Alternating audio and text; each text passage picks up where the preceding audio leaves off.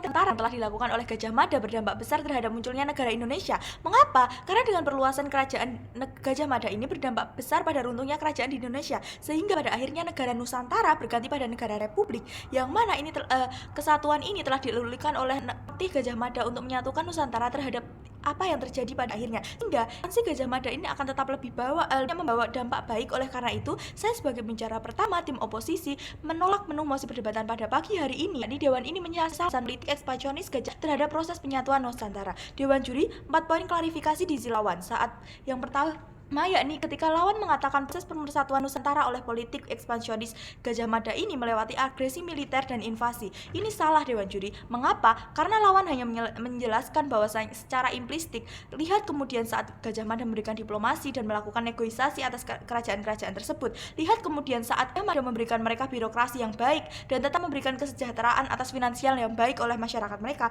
Even if Gajah Mada melakukan politik ekspansi dengan agresi militer, ini akan tetap baik di sisi kami Dewan Juri. Mengapa? Lihat saat kemudian mereka ketika gabung dengan kerajaan di Gajah Mada, ketika mereka kemudian mendapatkan tingkat kemakmuran yang stabil, apalagi dengan ekonomi rakyat yang telah dikembangkan lagi pada masa kekuasaan Gajah Mada. Terlebih lagi, beberapa kerajaan lebih bersinar, lebih naik dan kestabilan finansialnya ketika sudah bergabung di bawah Gajah Mada Dewan Juri. Poin klarifikasi lawan yang kedua, yakni lawan mengatakan bahwasanya ini mosi evaluatif dengan 2 isu mudorot, yakni mengenai migrasi dan prinsip. Highlight Dewan Juri ketika kemudian lawan mengatakan bahwasanya di masa lalu kerajaan ini belum memiliki legitimasi secara konkret, secara baik, secara keutuhan negara. Saya rasa ini salah. Mengapa? Baik kita tarik prasyarat dari parameter dari legitimasi yang baik ketika kemudian yang pertama pemimpin dan rakyat itu memenuhi interest masing-masing dari mereka, yang mana pemimpin mendapatkan kepercayaan dari rakyat dan rakyat mendapatkan kesejahteraan dari pemerintah. Kemudian apa prasyarat dari kesejahteraan itu sendiri Dewan Juri? Ketika kesejahteraan rakyat didapat ketika rakyat mendapatkan kestabilan finansial dan psikologis dari mereka, sehingga ketika rakyat telah mandiri secara finansial, itu dapat disebut secara sejahtera secara finansial Dewan Juri. Dan saya rasa 3 hal tersebut telah terpenuhi di masa lalu dengan bukti bahwasanya zaman kedudukan Gajah Mada saat kemudian rakyat mendapatkan masa kejayaan yang dalam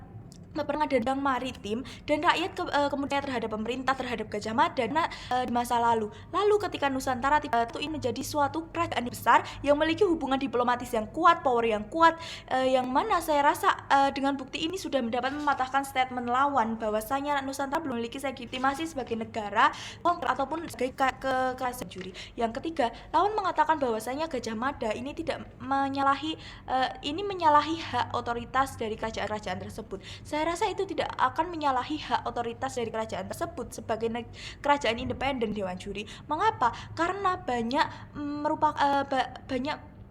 dari negara-negara tersebut menerapkan praktik umum seperti invasi dan lain sebagainya di seluruh dunia ini Dewan Juri yang terhormat, yang mana ini merupakan suatu sifat dasar manusia, yakni keinginan untuk memimpin. Even if hal ini salah, ini tidak akan dapat dijustifikasi ataupun sebagainya, ini tetap membawa banyak dampak yang baik Dewan Juri. Anggap saja seperti ini, invasi, agresi militer dan lain yang itu hanyalah tahap awal dari pemersatuan Nusantara, yang mana ini merupakan praktik dari umum paling efektif, paling cepat dari setiap kerajaan ini. Ini juga merupakan sifat alamiah dari setiap negara jika input yang diberikan ini sangatlah kecil dan output yang diberikan dari semua ini sangatlah besar Dewan Juri. Lihat ketika kemudian di kerajaan-kerajaan yang bergabung pada kekaisaran di Gajah Mada ini, mereka mengalami puncak kesuksesan dalam perdagangan maritim. Mereka juga mendapatkan power yang bagus, yang layak dalam sebuah birokrasi kerajaan Dewan Juri. Dan hal ini, praktik pemersatuan Nusantara ini merupakan contoh dari politik modern, yang mana memang benar jika pada akhirnya ini adalah sebuah imperialisasi seperti yang dikatakan oleh lawan. Namun apakah benar jika imperialisasi berdampak seburuk itu terhadap kesejahteraan dalam kedaulatan negara? Tidak, bukan. Pada akhirnya mereka memiliki dampak baik dalam stabilitas finansial, pertukaran budaya, dan kompleksitas dalam birokrasi itu sendiri Dewan Juri. Poin klarifikasi saya yang keempat, yakni ketika lawan kemudian menyebutkan bahwasanya ekspansi ini salah dan tidak humanis, kemudian mereka akan melakukan pemersatuan Nusantara dengan cara yang lebih humanis dan terikat, maka saya rasa ini akan tetap tidak tidak bisa terjadi, Dewan Juri. Lihat ketika mereka kemudian tidak memiliki safety net yang baik dan berlapis, mereka bahkan tidak bisa berpikir bahwa atas poin yang terjadi jika mekanisme mereka itu tidak efektif, Dewan Juri. Pendekatan humanis terhadap persatuan Nusantara tidak akan terdapat di belakang juri. Mengapa? Karena kemudian kerajaan memiliki naluri alami terhadap untuk melindungi otorisasi dari kerajaan tersebut. Jika pendekatan humanis ini dilakukan, ini akan memicu gerakan radikal. Mengapa bisa?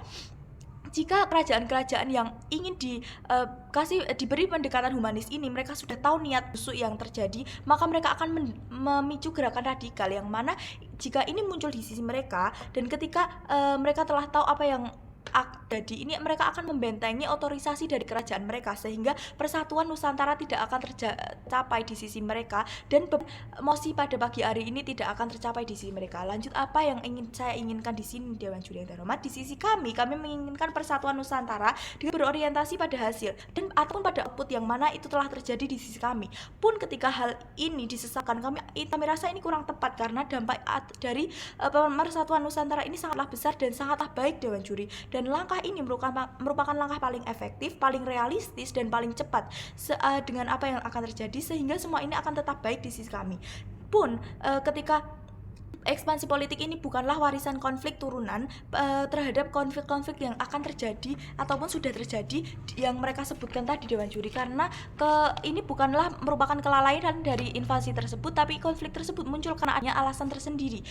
Beralih pada posting argumen saya yang pertama, yakni munculnya kesejahteraan dalam politik. Dengan ekspansionis Gajah Mada ini, mereka akan memberikan kesejahteraan politik di kekaisaran. Mengapa? Setelah kekaisaran bergabung di kerajaan Gajah Mada, mereka kemudian bersatu untuk membentuk birokrasi yang lebih kompleks. Lalu apa artinya? Sebuah birokrasi yang kompleks ini akan menciptakan kestabilan politik yang baik, karena nyata ditekan dan rakyat disejahterakan, akan realistik terjadi di sisi kami. Sehingga jika kesejahteraan rakyat realistik terjadi, ini akan mengurangi beban pemerintah apa yang terjadi, sehingga akhirnya politik murni akan terbentuk dan rantai politik yang sehat akan muncul. Dan ini berdampak pada argumen saya yang kedua, yakni stabilitas ekonomi kerajaan dengan lingkungan politik yang sehat dan regulasi murni serta kesejahteraan dari rakyat telah real terjadi di sisi kami. Maka dampak yang paling besar dan dampak yang paling terjadi adalah pertumbuhan ekonomi baik secara perlahan. Kemudian dari ekonomi daerah hingga ekonomi nasional terbukti dari ketika kerajaan Gajah Mada menyentuh angka freedom finansial yang baik pada perdagangan dan negara maritim, sehingga pada akhirnya tidak ada yang perlu disesalkan dari ekspansi Gajah Mada terhadap persatuan Nusantara, Dewan Juri. Saya bangga menjadi oposisi. Terima kasih.